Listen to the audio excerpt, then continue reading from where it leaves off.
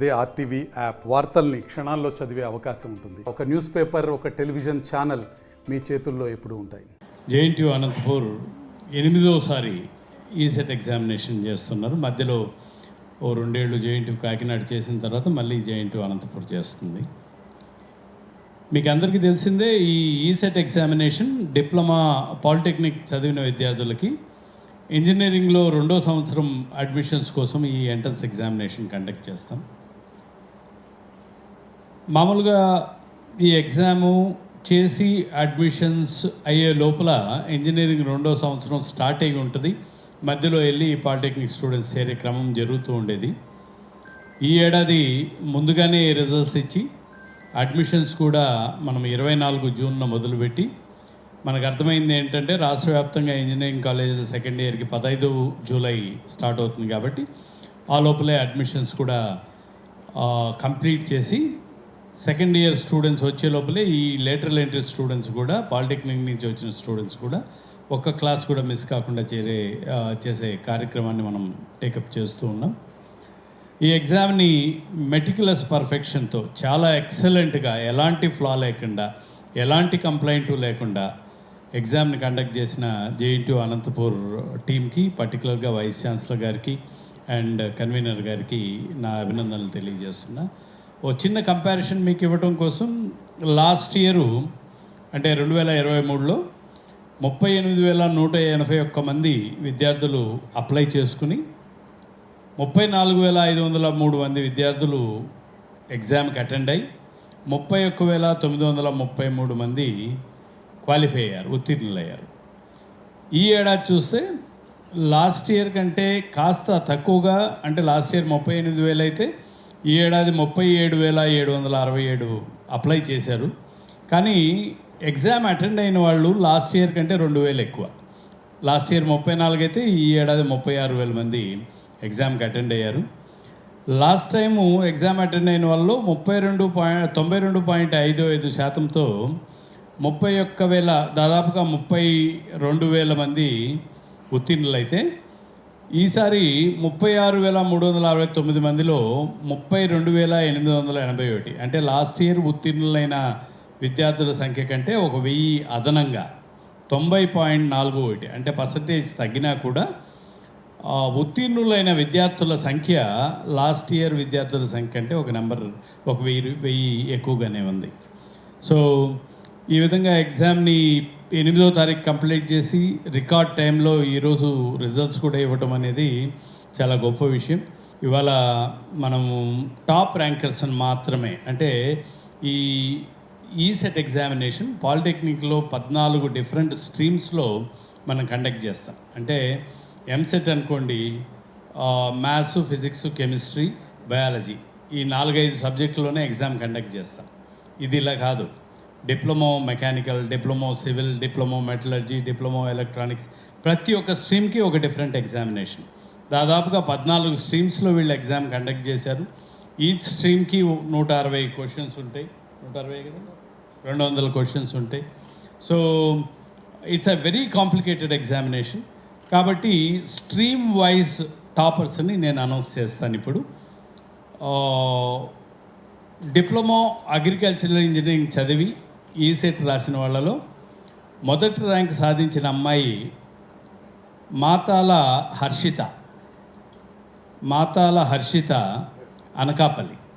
Biotechnology స్ట్రీమ్లో మొదటి rank సాధించిన అమ్మాయి మైలపల్లి శిల్ప, ఈవిడ శ్రీకాకుళం జిల్లా నుంచి. సిరామిక్ టెక్నాలజీ డిప్లొమాలో మొదటి ర్యాంక్ సాధించింది అబ్బాయి అరిపాకల యాచేంద్ర, ఈయన తిరుపతి, ఆంధ్రప్రదేశ్ నుంచి. కెమికల్ ఇంజనీరింగ్ స్ట్రీమ్లో మొదటి ర్యాంక్ని పూడి అశోక్, వీరు విశాఖపట్నం చెందినవారు. దెన్ సివిల్ ఇంజనీరింగ్లో మొదటి ర్యాంక్ సాధించిన అబ్బాయి గేడోళ్ళు సుధాకర్ రెడ్డి, వీరు కూకట్పల్లి, హైదరాబాద్ వాసి. కంప్యూటర్ సైన్స్ అండ్ ఇంజనీరింగ్లో మామిడి తూహి, TUHI, ఈ అమ్మాయి కృష్ణా జిల్లా గుడ్లవల్లేరుకు చెందిన అమ్మాయి. ఎలక్ట్రానిక్స్ అండ్ కమ్యూనికేషన్ ఇంజనీరింగ్లో మొదటి ర్యాంక్ సాధించిన అబ్బాయి బిడ్డారెడ్డి హేమనాథ్ రెడ్డి. వీరు తిరుపతికి చెందినవారు. ఎలక్ట్రికల్ అండ్ ఎలక్ట్రానిక్స్ ఇంజనీరింగ్లో మొదటి ర్యాంకు సాధించింది Aluvala Ganesh, Pegadapalli, Telangana. Electronics and instrumentation ఇంజనీరింగ్లో మొదటి ర్యాంక్ సాధించిన అబ్బాయి ఆవుల తారక వెంకట సాయి, ఈయన కృష్ణా జిల్లాకు చెందినవారు. మెకానికల్ ఇంజనీరింగ్లో మొదటి ర్యాంక్ సాధించిన అబ్బాయి కిల్లి శ్రీరామ్, ఈయన విశాఖపట్నం చెందిన అబ్బాయి. మెటలర్జీ ఇంజనీరింగ్లో మొదటి ర్యాంక్ని ముర్రు రమేష్, అనకాపల్లికి చెందిన ఈ అబ్బాయి మొదటి ర్యాంక్ని బ్యాక్ చేసుకోవటం జరిగింది. మైనింగ్ ఇంజనీరింగ్లో బి శ్రీహాస్, ఈయన వరంగల్, తెలంగాణకు సంబంధించిన వ్యక్తి. బీఎస్సీ మ్యాథమెటిక్స్ చేసిన వాళ్ళు సెకండ్ ఇయర్ ఇంజనీరింగ్ కంప్యూటర్ సైన్స్లో చేయడానికి వీళ్ళకి పర్మిషన్ ఉంది కాబట్టి బీఎస్సీ మ్యాథ్స్ చేసిన వాళ్ళు కూడా ఈ ఈసెట్ ఎగ్జామ్ రాస్తారు. ఇందులో మొదటి ర్యాంకు కోరాటి శ్రీ గాయత్రి, ఈవిడ గుంటూరు, ఆంధ్రప్రదేశ్. అండ్ ఫార్మసీ స్ట్రీమ్లో డిప్లొమా ఫార్మసీ చేసి ఈసెట్ రాసిన వాళ్ళలో ఫస్ట్ ర్యాంకు కృష్ణారెడ్డి త్రివేణి, ఈ అమ్మాయి పాకాల, చిత్తూరు జిల్లాకు సంబంధించిన అమ్మాయి. ఈసెట్ అడ్మిషన్స్ నేను ఇందాక చెప్పాను. నార్మల్గా ఏంటంటే వీళ్ళు సెకండ్ ఇయర్లోకి వెళ్ళే స్టూడెంట్స్, ఫస్ట్ ఇయర్లోకి వచ్చే స్టూడెంట్స్ కాదు. సో సెకండ్ ఇయర్ అన్ని ఇంజనీరింగ్ కాలేజీలో జూలై 15కి సెకండ్ ఇయర్ స్టార్ట్ అవుతుంది. ఆ లోపలే అంటే మనం జూన్ 24న అడ్మిషన్ ప్రక్రియ మొదలుపెట్టి జూలై 15th కల్లా అడ్మిషన్ ప్రక్రియని క్లోజ్ చేసి ఎవరైతే రెగ్యులర్ స్టూడెంట్స్ సెకండ్ ఇయర్కి వస్తారో వాళ్ళతో పాటుగా వీళ్ళు కూడా సెకండ్ ఇయర్కి జాయిన్ అయ్యేలాగా, ఈ సెట్ స్టూడెంట్స్ కూడా జాయిన్ అయ్యేలాగా అన్ని చర్యలు తీసుకుంటున్నాం. ఒక్కరోజు కూడా వీళ్ళు విద్యా సంవత్సరంలో నష్టపోరు. చాలా అర్లీగా ప్లాన్ చేసాం. మామూలుగా అంటే కాస్త ఈ సెట్ డిప్లొమా రిజల్ట్స్ వచ్చి మనం ఈ సెట్ కండక్ట్ చేసి మనం అడ్మిషన్స్ చేసేటప్పటికి సెకండ్ ఇయర్ స్టార్ట్ అయిపోయి ఉండేది. ఓ వారమో 10 రోజులు, నెల రోజులు కోర్స్ అయిన తర్వాత ఈ లేటరల్ ఎంట్రీ స్టూడెంట్స్ వచ్చేవాళ్ళు. ఈసారి అటువంటి కార్యక్రమం కాకుండా సెకండ్ ఇయర్ స్టార్ట్ అయ్యే మొదటి రోజుకే వీళ్ళందరి అడ్మిషన్స్ రెడీగా ఇచ్చి వాళ్ళతో పాటుగా వీళ్ళు కూడా జాయిన్ అయ్యే కార్యక్రమాన్ని మనం చేస్తాం.